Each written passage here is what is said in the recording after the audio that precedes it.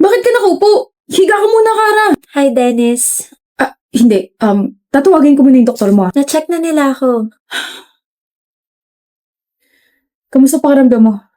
Okay naman. Pero hindi ka raw umuwi? Nag-alala ko eh. Hanggang ngayon? Ano ka ba? Wala naman ako sakit. Sino hindi mag-aalala eh? Nag-uusap lang tayo tapos sabi mo hindi mo ko iiwan tapos bigla nagdugo yung ilong mo tapos bigla ka nahimatay sa harap ko. Siyempre, unang iisipin ko may sakit ka. Dennis, stress lang ako tsaka puyat tapos dumagdag pa daw yung init ng panahon. Pero wala talaga akong sakit. I'm so sorry if nag-alala ka. Okay. Kalmado na ako. Nga pala, I tried to call your parents kasi nagpatulong ako sa school for that. Kaso, Walang sumagot ng tawag, right? Yeah. My parents are separated and both of them are busy sa mga kanya-kanya nilang families. I think nakalimutan nila na yung unika iha nila is buhay pa. I mean, nagbibigay naman sila ng allowance pero yun na yun. Kaya naman I have so much love to give. Gusto mo ba? pwede ba? Pwede na ba? Kung nasa stress ka, ask for my help. If hindi ka makatulog sa gabi, call me. If you wanna talk to someone, nandito ako. And I'm so sorry for being harsh. I'm glad you're now opening yourself to me. Thank you, Dennis. Hindi. Thank you, Kara, for breaking my walls. Hello, Kara? Sabi mo kapag stress ako, hingi lang ako ng tulong sa'yo, di ba? Nasa ka? Ang bilis mo naman. Hinahawakan ko lang yung kamay mo kasi stress ka. Baka kasi lobat ka pa rin eh. Di ba sabi mo na lobat first sight ka sa akin? Ano problema? Sabay-sabay lang yung projects, yung assignments, and sa family. Gusto mo pag-usapan? Hindi na okay na to. Charge na ako gamit yung kamay mo. Gusto mo kumain? Bulaga! May luga. Simula na naging komportable ka sa akin, lumalabas na yung tunay mong ugali. Hindi ba pwedeng gusto na kita kaya ganito ako sa'yo? Ako na yata yung nabulaga. Halika na nga, tinda kita sa bahay niyo. And we're here. Thank you sa paghatid, Dennis. May nakakalimutan ka yata, Kara. Kiss sa pisngi. Ingot yung bag mo. Good night. Good night. Kara, Dennis, congrats sa atin. Graduate na tayo. congrats rin. For you. Thank you. Akala mo ako lang meron? Siyempre meron ka rin. Ako rin meron. First time ko makatanggap ng ganito. Baka first kiss ako na rin, ha? Okay, pumapayag na ako makuha mo yung first kiss ko ngayon. O hindi pa tayo, ah. Ako dapat yung nagsasabi niyan kasi inopen mo yung topic ng first kiss eh. Hindi pa tayo, Kara. Hindi pa nga kita sinasagot eh. Visit ka. Nakausap ko na yung parents ko. Really? Yes, ginawa ko yung sinadjust mo sa akin.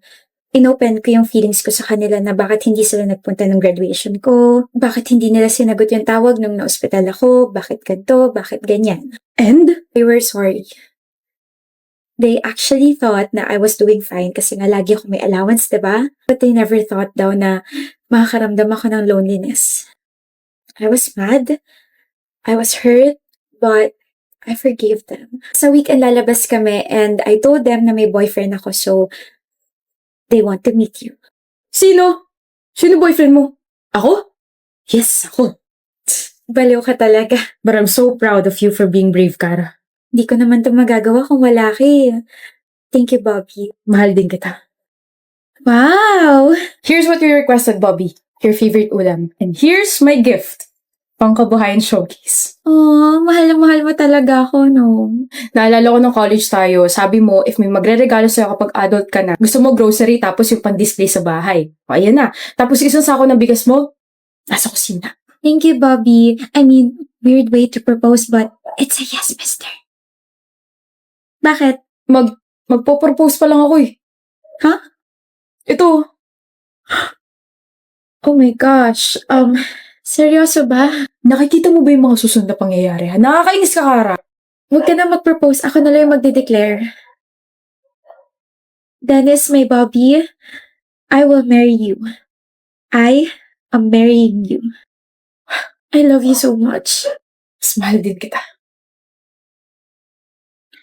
Sorry. Alam ko. Alam ang alin.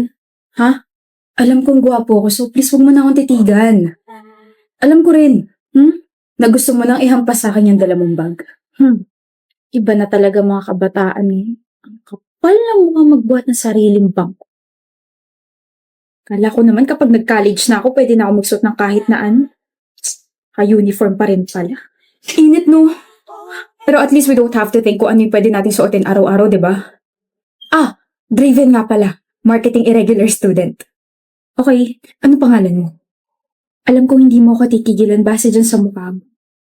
Gladys, ayoko maging friends tayo. Ayoko. Sige, best friends na lang. Gladys! Masakit dyan mo? Lagi ka na lang kasing nakahawak dyan. Ito. May abs kasi ako eh. Nag-aalala ka na sa akin na bored lang ako. Lalambot din yung puso mo sa akin. Gladys! What is the meaning of this? Bakit di mo ko hinintay? Tagal mo eh. Sabi mo sabay tayo pumasok. Di mo kayo mag-isa? Hindi. Ako sa'yo. Gladys, may iba ka pa bang friend? Wala. Meron! Ako. Pinilit mo kaya ako. Pero, hindi mo ba trip yung iba nating mga blockmates? Trip? Then bakit hindi ka nakikihalubilo sa kanila? Dito ka na lang lagi sa likod nakapwesto like me. Trip ko sila pero hindi ko masabayan yung trip nila. Okay na. Ako? Sasabayan kita sa trip mo kahit lumangoy ka pa sa fish pond. Yung mga trip kong kaibigan, tahimik. Tahimik ako. Tahimik ako, Gladys. Promise. Sorry kung hindi ako nakapunta sa family dinner nyo kagabi Ayos lang. Hindi kasi ako pwede lumabas eh. Draven. Ayos lang. Nga pala, aalis ba kayo sa araw ng mga patay? Kasi kami oo. Dadalawin namin yung grandparents namin. Saan nyo dadalawin? Baka mag-cross yung landas natin. Oh? Sa Manila Memorial Park, sa Columbarium. Doon din kami! Best friend talaga tayo. Psst, doon lang po ako Huwag kang lalayo.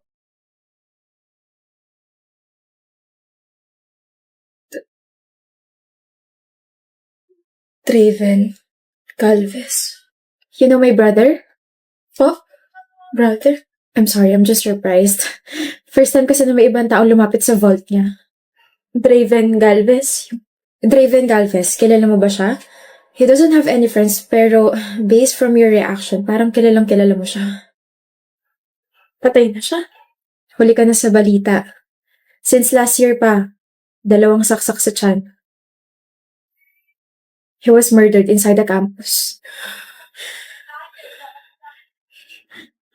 Gladys! Bakit nandito ka sa campus? Araw ng mga patay na. Bakit naka-uniform ka? Bakit? Totoo ba? Totoo bang patay ka na? Sorry, hindi ko sinabi. Naghihintay ako eh. Naghihintay ako na may makita sa akin dito sa campus at madalaw ako ng taong yun sa vault ko. Yun yung huli kong kailangan gawin bago ako payagang makaalis dito sa school. I sometimes wonder bakit laging malungkot yung mga mata mo. Na kahit nangiti ka, natawa ka, hindi yun nawawala. Na parang nanghihingi ng tulong. Kaya pala palagi kang nakahawak sa tiyan mo.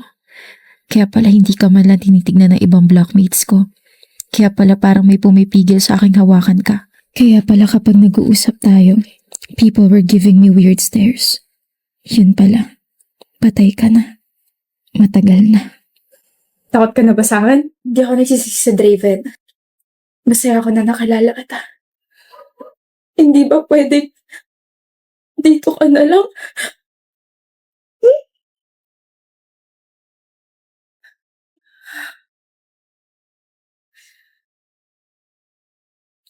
Gusto kong punasan yung luha mo kaso dito ka na lang. Gladys, hindi na pwede. Thank you. And sorry kung iiwan na kita rito Kailangan ko na magpahinga na tuluyan eh. Bye-bye, Gladys. Salamat sa lahat. And that's it. That's the end of her story. I didn't even get a chance to sabihin I fell in love with him. I fell in love with Draven. Hi, I'm Leslie. Wow, seryoso ba yun yung name mo? MJ, napaka-unique! You should broadcast it sa news channel. Akalain mo silence yung name mo.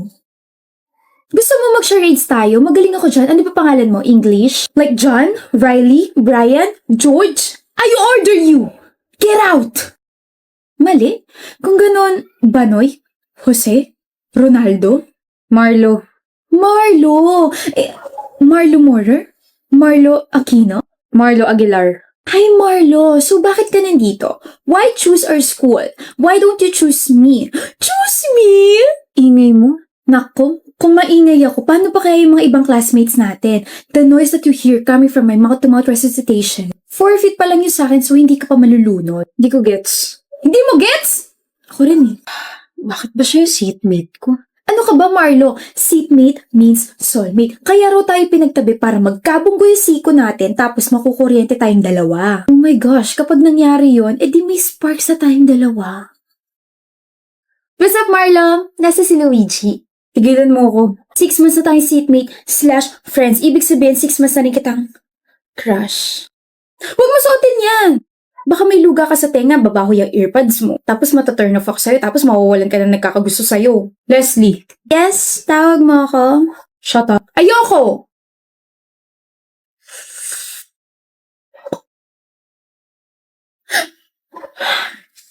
Marla! OMG, Marlo, super effective talaga na ikaw yung ginawa kong inspirasyon. Naka 5/10 ako sa quiz natin, hulog ka talaga ng langit. Pwede ba, Leslie? Pwedeng maging tayo? Di ba tigilan mo na ako? Tigilan as in... Tigilan as in wag nang kulitin, wag nang kausapin at wag nang tignan. Okay. Meron tayo activity today, class, and by pair to. Para hindi magulo, just pair up with your seatmates, okay? Leslie, Oliver, partner tayo. May partner na si Oliver. Ma'am, wala po akong partner. Pwede po solo na lang ako. Seatmate mo si Aguilar. Solo na lang po ako. Suit yourself. Thank you. Leslie, paper mo.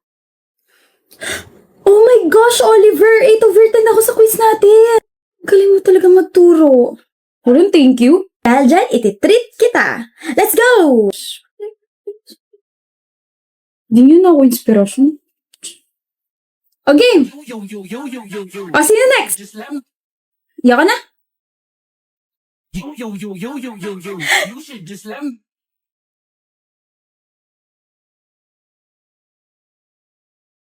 Nangaasar ka ba? Lo, problema mo dyan. Hindi na nga kita kinukulit, kinakausap, tinitignan gaya ng gusto mo, tapos ganyan ka pa sa akin. Magiging ganito na lang ba tayo palagi, ha? Pansinin mo na kasi ako. Akala mo ba hahabulin kita? Ayoko nga, may pride pa naman ako. Kaya nga hinahabol na kita kasi nagsisisi ako. Sorry for acting like a jerk. Dapat kinausap kita ng maayos. So sorry. Ganyan ka ba talaga mag-sorry, ha? Labas sa ilong. I have, sipon. O tapos, hahabulin mo na ako. Marami ako na-realize nung hindi mo ako pinansin na 1 buwan. Na mas gusto ko na kinakausap mo ako, kinukulit mo ako, inaasar mo ako, gawin mo na ulit ako inspirasyon. Gawin mo na ulit akong crush mo. Na-miss mo ako, no? Miss? Oh. Miss na kita. Sali kita sa trend, ha? Huh? Sayaw kung crush mo rin ako! You should just let me freak you. I say yo. Huli ka dang. Shh. We'll work on that. Hindi naman ako nagmamadali eh. Anyway, bati na tayo. Wala nang bawian ah. Bati na tayo ah. Ang nga pala. Ano? Saan ka nalang magpaturo? Mas matalino kay Oliver. Salas ka? Medyo. Hindi ah. Seloso, oh my gosh, seloso ka, Marlo. Don't worry, nagpaturo lang naman ako sa kanya once, pero ikaw, tinuruan mo ako magustuhan ka kahit ang sungit. Oh, corny.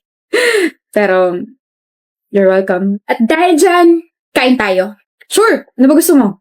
Ikaw! Psst, ako lang pala, ito na. Stop! In the name of love.